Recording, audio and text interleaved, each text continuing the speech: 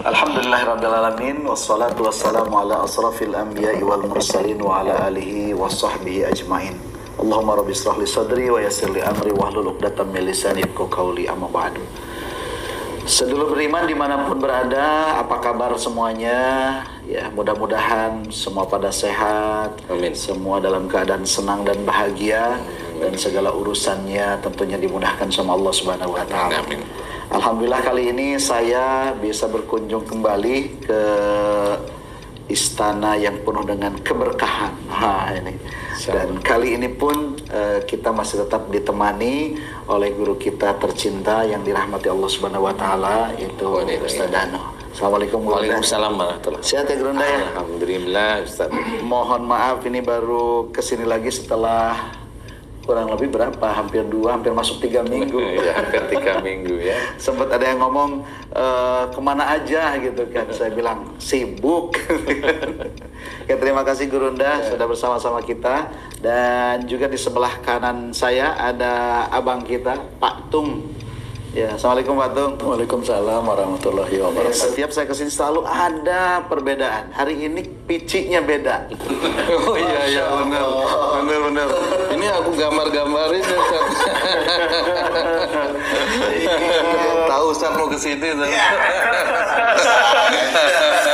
Sehat ya Pak Tung ya? Alhamdulillah Ustaz sehat. Alhamdulillah, makanya bisa kesini hari ini. Amin insyaallah Ustaz. Oke, Pak Tung, terima kasih. Kemudian ada Bang Zai. Assalamualaikum Bang Zai. Waalaikumsalam Ustaz Asep.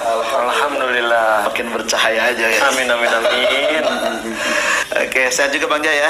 Alhamdulillah. Bismillah ya.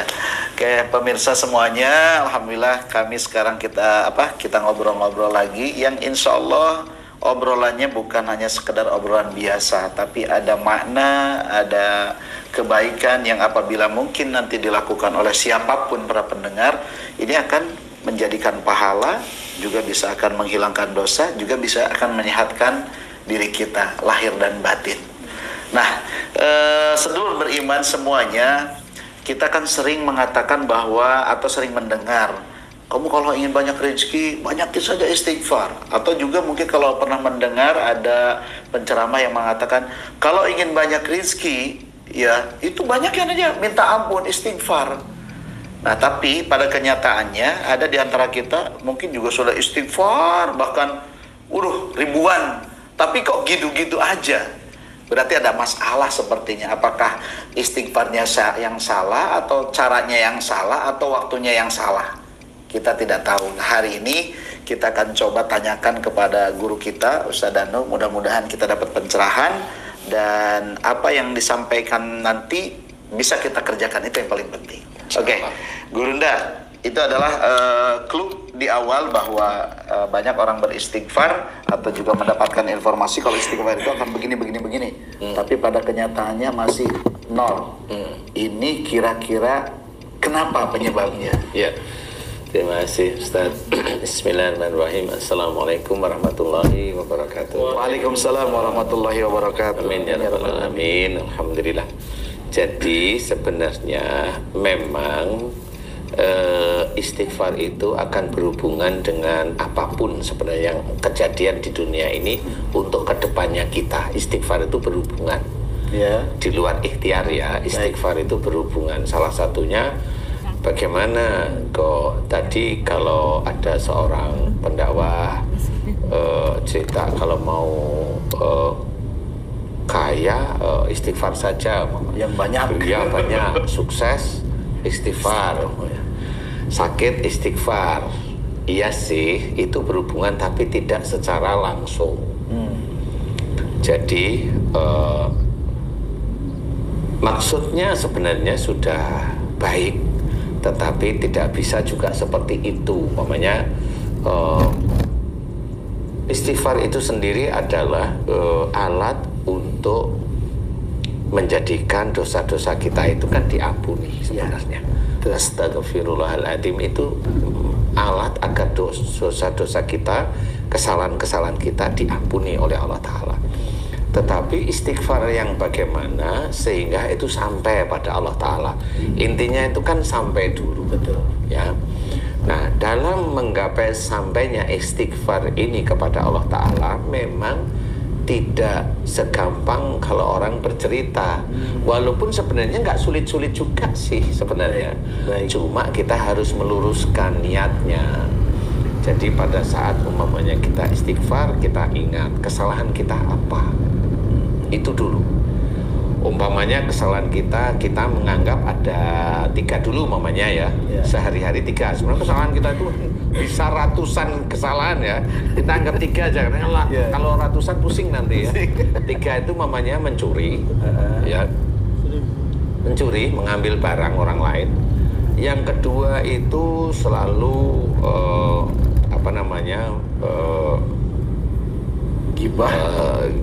gibah mamanya ya, yang ringan-ringan di dekat kita, gibah.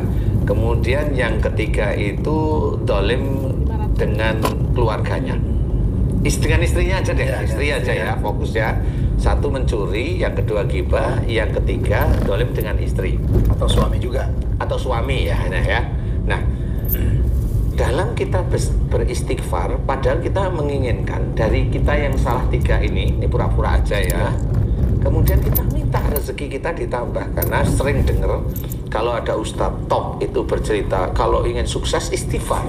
Jadi dia punya niat istighfarnya untuk sukses. Nah, korelasi istighfar untuk sukses ini memang tidak ada dalil yang kuat. Berarti cross ya. Iya, berarti sementara ini bukan cross dulu Ustaz. Sebenarnya ini kalau langsung dijawab boleh enggak? Kalau saya jawab enggak boleh. Karena istighfar minta sukses itu enggak boleh. Jadi yang harus kita perbaiki adalah istighfar itu untuk meleburkan atau dosa-dosa kita yang 3 tadi diampuni. Mencuri, gibah, zalim dengan pasangan ya. Itu dulu kita lakukan. Jadi pada saat kita itu ingat bahwa memohon ampun itu harus pada tujuannya.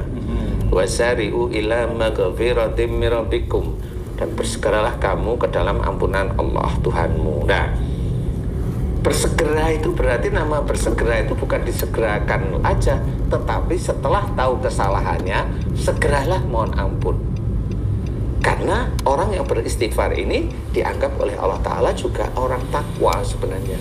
Paham dia salahnya. Nah, mohon ampunlah pada 3 titik ini. Ya Allah, jika saya sering mencuri, ampuni dosa-dosa mencuriku ya Allah. Jelas. Tapi mencuri ini gimana nih? Apakah ini bisa dihilangkan langsung? Padahal ada benda yang dulu dia ambil dari mencuri ini. Berarti dia harus mengembalikan. Kan begitu? Cara mengembalikannya gimana? Nah, dia harus janji kepada Allah Ta'ala, ya Allah, saat ini memang saya belum punya uang untuk mengembalikan benda yang saya curi. Baik. Jelas ya? Siap. Itu harus ada runutan seperti itu. Karena sama seperti umpamanya Ustadz punya mobil, saya ambil mobilnya, kemudian mobil saya jual, saya pakai uangnya, saya hanya cuma bilang, Ustadz maafin ya mobilnya saya curi. Loh kan gitu. Lah, Ustadz sendiri pun sebenarnya butuh mobil itu, kan nggak bisa memaafkan, tetapi kan lah barangnya kemana? Kalau barang itu sudah saya makan, berarti kan menjadi sesuatu yang haram di dalam tubuh saya atau istri dan anak saya. Ini harus dikembalikan, Ustaz. Paham ya? Nah, cara mengembalikan ini jelas dia harus berjanji pada Allah Ta'ala. Berjanji dulu ya, harus Berjanji dulu pada Allah, jika saya punya, ya Allah saya akan kembalikan. Nah, seberapa punya, walau nanti. Gibah sama. Kemudian dolim sama, mohon ampun. Nah, istighfar inilah yang kita pergunakan untuk di dosa-dosa kita. Sebentar Ustaz, saya potong dulu. Tadi kan kalau barang yang bentuknya adalah dicuri, nah itu kan harus dikembalikan. Nah sekarang kan gibah itu membicarakan aib orang gitu kan. Apakah juga harus minta maaf ke yang digibahin juga? Insya Allah harusnya seperti harusnya seperti itu, karena itu juga dilihat oleh Allah Ta'ala. Persoalan nanti gibahnya dia kemudian diteruskan menjadi gibah itu menjadi dosa berjamaah, itu urusan dia karena dia udah gibah. Bagaimana dia itu nanti akan memohon ampun, itu urusan dia sama Allah Ta'ala. Kalau Allah Maha Pengampun bukan berarti terus gibahnya berpuluhan tahun, kemudian sekali dia mohon ampun selesai. Loh, bukan seperti itu. Ini orang Muslim, memang betul Islam itu mudah, tapi jangan dimudah-mudahkan, jangan disepelekan gitu loh ceritanya. Jadi harus dia meminta maaf kepada yang dia fitnah umpamanya, dia gibahin umpamanya dan sebagainya. Dan sehingga ini akan menjadi Allah itu melihat, oh dia serius berubah.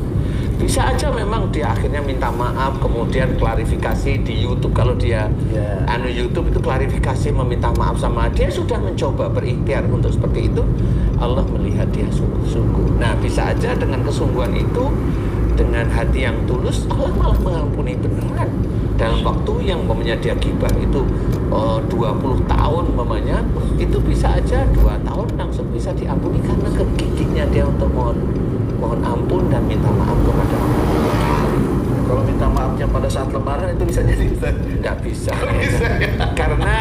karena itu kan nggak pernah fokus, Ustaz. Oh iya, nah, juga kita amati. Pernahkah saya anggap tetap kita dalam lebaran minta maaf itu fokus minta maaf beneran, bukan terfokus kepada satu masalah ya. Nah, pasti itu hanya lisannya aja meminta maaf seperti itu. Formalitas lah seperti itu. Nah, ini kemudian dolimi pasangan juga sama. Nah, dalam memohon ampun kepada Allah dan meminta maaf ini juga ada proses, dia tidak boleh melakukan itu lagi. Nah, itu yang dinamakan taubatan nasuha. Nah, setelah itu nanti sampai kapanpun kita itu mohon ampun, biarlah Allah yang menghitung. Kita sudah lunas habis dosa kita atau belum kan kita tidak tahu. Tapi banyaklah mohon ampun terus menerus. Nah, dengan kesungguhan yang seperti ini, suatu ketika, umpamanya 3 titik ini umpama Allah itu nanti memberikan petunjuk untuk mendapatkan pekerjaan di luar dia mencuri. Walaupun di luar dia mencuri itu maksudnya dulu awalnya dia hobi mencuri. Dia memberikan petunjuk Allah itu untuk mendapatkan pekerjaan apa umpamanya jadi asisten rumah tangga umpamanya, atau jadi yang ngurusin burung umpamanya, jadi karyawan umpamanya. Dia mencoba seperti itu, dan pada saat dia mencuri dia ingat dia gajian umpamanya Ustaz ya, dia lupa orang yang dicuri itu lupa karena rumahnya saking banyaknya. Nah, dia dengan niat karena Allah Ta'ala untuk mengembalikan uangnya, gajian umpamanya dia itu gajinya itu 3 juta umpamanya, dia sisihkan 250.000 untuk di tempat yatim piatu, dan dia niat, ya Allah, ini harta yang dulu saya curi tapi saya lupa mengembalikan. Itu jadi kifarah atau seperti itu? Kafaratnya akhirnya si orang ini memberikan dia yatim piatu, mengurangi harta haram yang di tubuhnya. Harta ini dikeluarkan dari yang dulu yang dia curi, orang itu mendapat pahala dari harta. Nah, inilah yang akhirnya menjadi orang itu akan dilihat oleh Allah Ta'ala bahwa dia sungguh-sungguh, dia nggak main-main.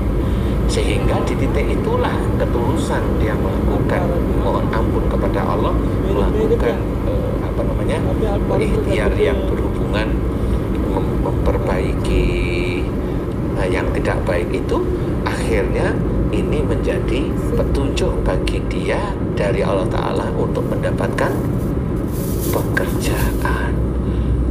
Insya Allah dari sinilah sebenarnya istighfarnya ini yang berdampak memang tidak secara langsung dengan mendapatkan rezeki.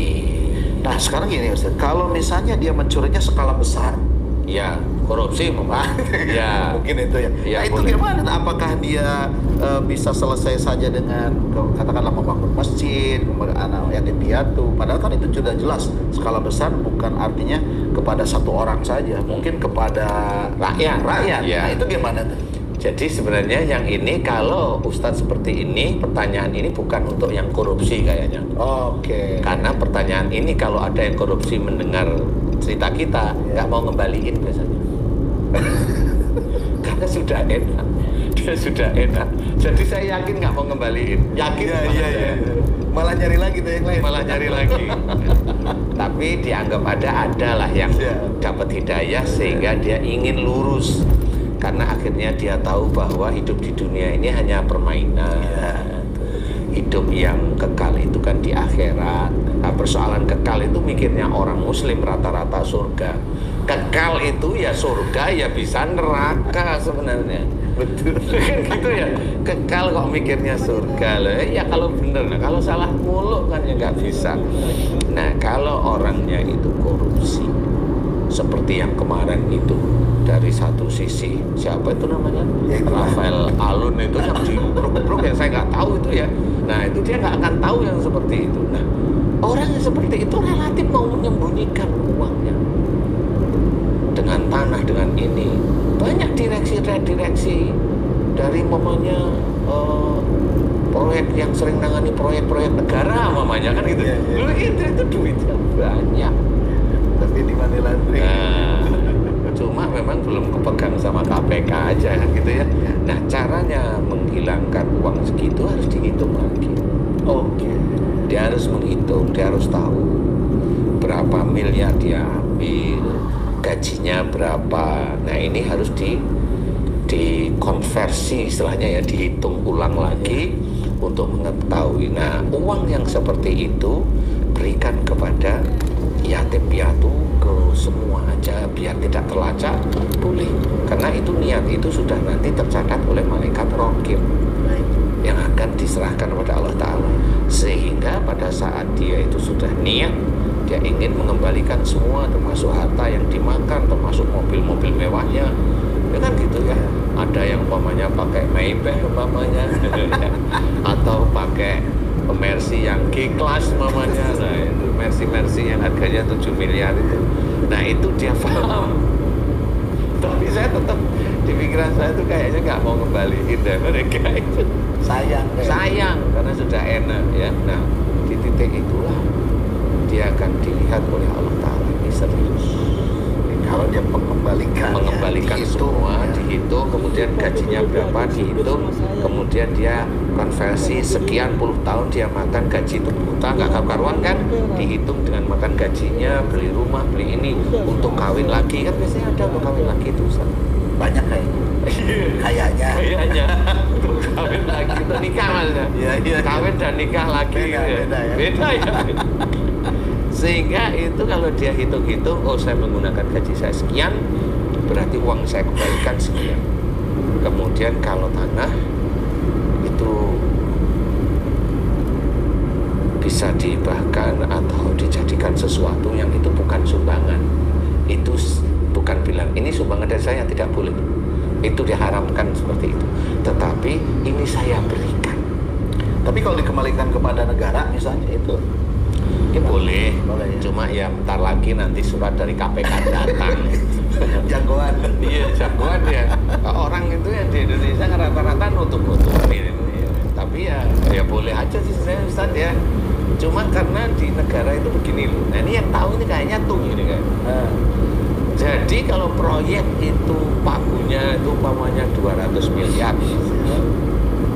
ya, atau di Pemkot dapat jatah uang dari negara itu sekitar 200 miliar, itu rata-rata harus dihabiskan.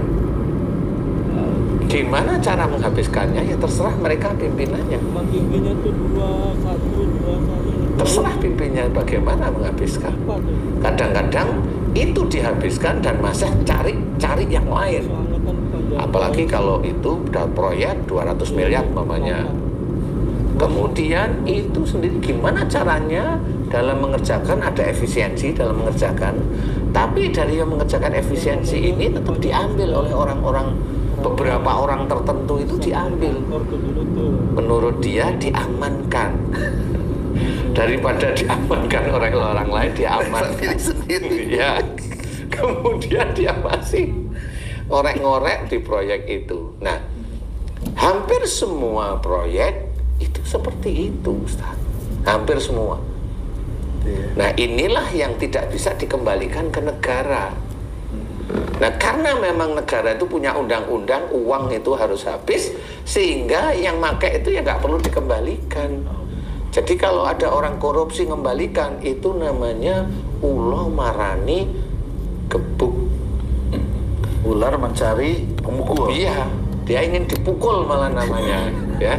Makanya kalau tadi saya bilang, oh itu bisa dari KPK yang nyiduk dia. Iya. Nah, ini orang nggak berani, dan yang mau memberikan itu sudah sangat jarang sekali. Walaupun ada pun sangat jarang. Nah, disinilah dia harus memberikan, bukan sumbangan, karena kalau sumbangan itu berarti dari dia. Kalau memberikan itu kan bukan hak dia. Saya cuma diamanai untuk memberikan uang ini sekian, kemudian dia jalan ngasih uang ke yatim piatu, yang benar-benar yatim piatu lah. Insya Allah itu pemberian, jadi bukan sumbangan. Kalau sumbangan diharamkan, dilarang sudah. Jadi diberikan, baru di situ Allah itu tersenyum. Kamu selamat besok di akhirat, insya Allah seperti itu. Aduh, ternyata begitu saja. Kayak mudah sih, tapi untuk kayaknya mikir 2 kali lagi. Pak Tung, ada pertanyaan nggak tentang istighfar yang akan mendatangkan rezeki dan kebaikan, gimana? Kalau tadi penjelasannya guru kita Pak Ustadz Danu kan tidak langsung mendatangkan rezeki. Saya lagi mikir-mikir juga nih, bingung nih. Tapi gini Pak Ustadz, kalau orang lagi sakit, kemudian dia istighfar, tapi dia tidak tahu penyebab sakitnya, itu bisa Pak Ustadz. Bagaimana Pak Ustadz? Iya, itu bukan bisanya, agak sulit sembuh. Agak sulit sembuh karena dia tidak tahu dosanya di mana, karena dia merasa tidak punya dosa. Jadi orang itu rata-rata seperti itu, kecuali orang yang mau belajar. Oh, sakit itu dari perilaku kita. Kalau orang sakit itu hanya menggugurkan dosa, itu sudah beda cara berpikir. Ya, Beda cara berpikir. Begini, yang sakit itu dari perilaku kita, dia akan tobat di titik mana? Umpamanya dia sariawan itu sobek. Sobek itu berarti kata-katanya itu menyayat hati. Menyayat itu maksudnya kasar lah. Di hati, di telinga nggak enak.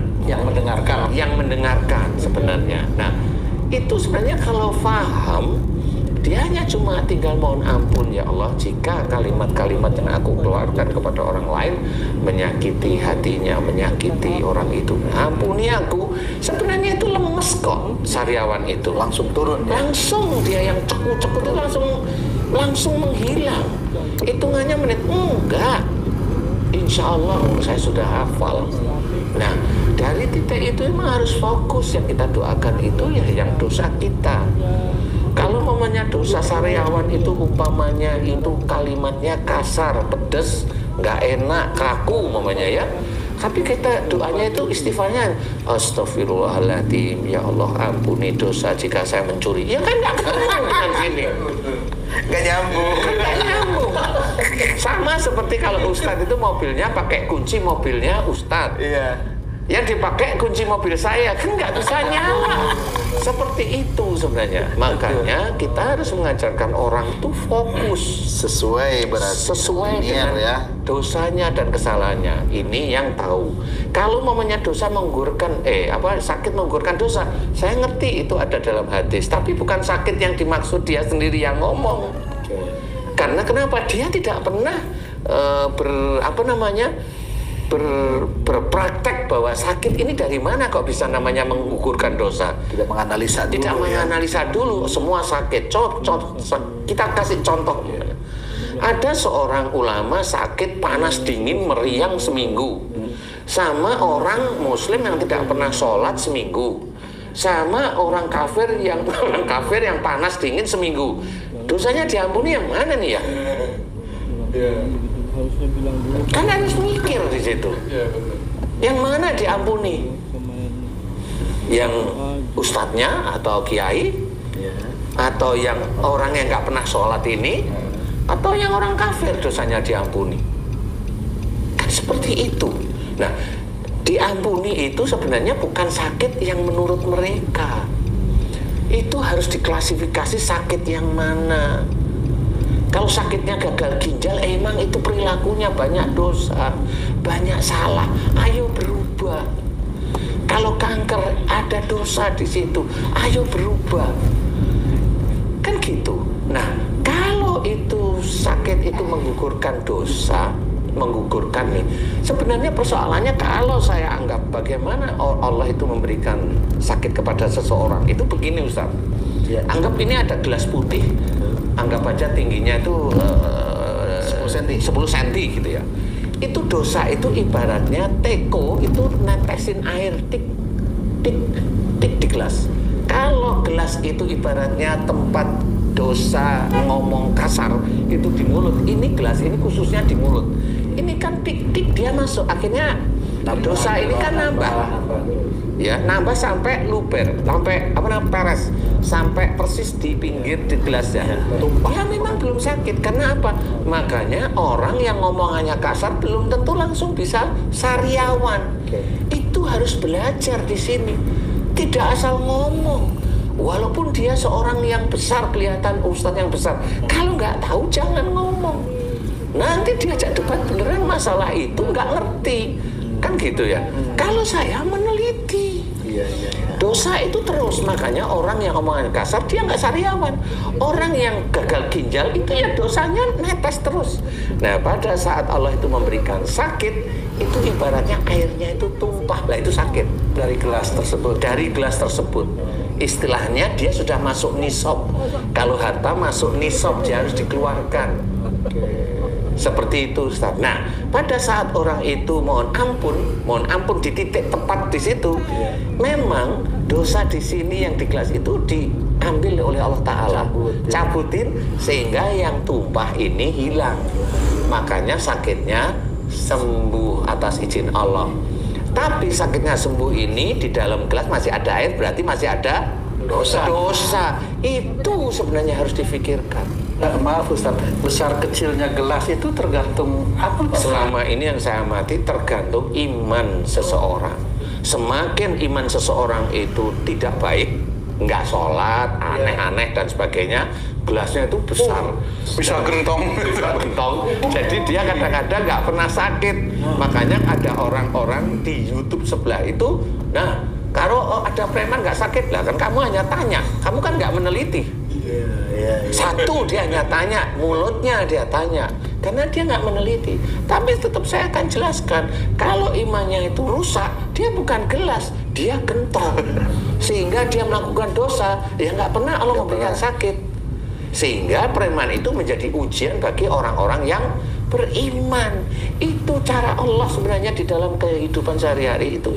Dan setiap orang pasti ada gelas yang siap-siap akan jatuh ini Ustaz. Iya, gelas mulut, Gelas tangan. gelas telinga, gelas tangan, gelas asam urat, itu kan macam-macam. Gelas mata itu nanti dibagi, ada kornea yang ini runtuh, yang sarafnya mati, yang pembuluh darahnya berhenti, semuanya ada katarak. Gelasnya itu masing-masing. Detail begitu Pak Ustaz. Nah, iyalah, wong di neraka juga detail.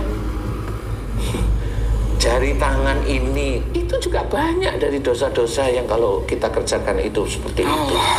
Kalau dari gibah, kalau kita gibah, itu gibah ya ke orang lain. Lah kalau dengan pasangan berantem terus, lah ini nggak selesai mulut ini.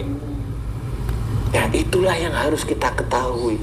Pelajaran agama Islam itu untuk evaluasi. Jadi kalau mamanya kita beristighfar, pokoknya di intinya kita memberikan pelajaran, bukan asal-asalan. Makanya kalau ada orang, oh itu orang kok nggak pernah sakit, kamu kan hanya tanya, karena kamu nggak pernah neliti. Ada orang mamanya seorang ustadz dari Mesir mamanya, ya dari Mesir gitu ya. Itu bilang mau sakit dari marah, loh karena dia nggak pernah meneliti. Dia meneliti nggak latakdok walakal jannah. Coba kalau dia dihadapkan dengan itu, terangkan latakdok walakal jannah. Nggak bisa dia. Aja. Walaupun dia dari Mesir, nggak bisa dia. Dia hanya berani di depan jamaahnya seperti itu karena mau menjatuhkan saudaranya yang lain. Tapi kalau memang benar-benar diajak duel benar-benar tentang kesehatan, selesai dia. Malu. Jadi di sini meneliti, bukan aneh-aneh. Meneliti sama seperti dokter meneliti tentang obat-obatan itu diteliti. Ya selama ini kan gurunya nggak ada dokter, itu memang yang atas izin Allah aja dia. Masalah guru itu kan belajarnya aja. Nah kalau saya punya cerita di dalam Quran itu sudah ada kok, hadis juga ada. Itu petunjuk bagi orang beriman kan begitu. Nah, disinilah harus kita pahami bahwa untuk memohon ampun itu harus serius. Kalau umpamanya Rasul itu memohon ampun kepada Allah Ta'ala, beristighfar lebih dari 70 kali ada, 100 kali ada, itu bukan dihitung seperti itu menurut saya. Tapi bisa beliau itu bisa berpikir, ya masih banyak barangkali kesalahanku dalam syiar, di dalam kehidupan di dunia ini. Ampuni aku ya Allah, astaghfirullahaladzim. Ampuni aku ya Allah, astaghfirullahaladzim. Seperti itu bisa aja. Bukan jumlah tapi keikhlasan dan kepahaman kita gitu. Nah, sebenarnya adalah keikhlasan dan kefahaman kita tentang salah-salah yang sering kita lakukan. Itu insya Allah amat sangat berkualitas di hadapan Allah Ta'ala. Subhanallah. Nah, inilah yang nanti Allah itu akan mengatur semuanya. Kalau kita sudah mulai tertib, nanti Allah akan mengatur semuanya. Iya, rizki itu apa? Bisa aja harta, bisa aja pekerjaan. Rizki yang lain, keluarganya mulai tidak berantakan, tidak ini. Semuanya, anaknya mulai tertib. Semua itu dari Allah Ta'ala. Jadi jangan bercerita kalau istilahnya istighfar itu bisa menjadi sukses. Ceritakan, jangan berhenti di situ.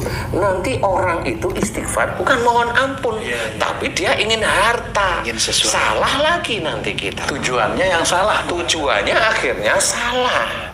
Seperti itu. Walau Baik, sedulur beriman yang dirahmati Allah Subhanahu wa Ta'ala, ini kajian yang membikin, jujur aja saya deg-degan ini. Saya merinding. Sama ya.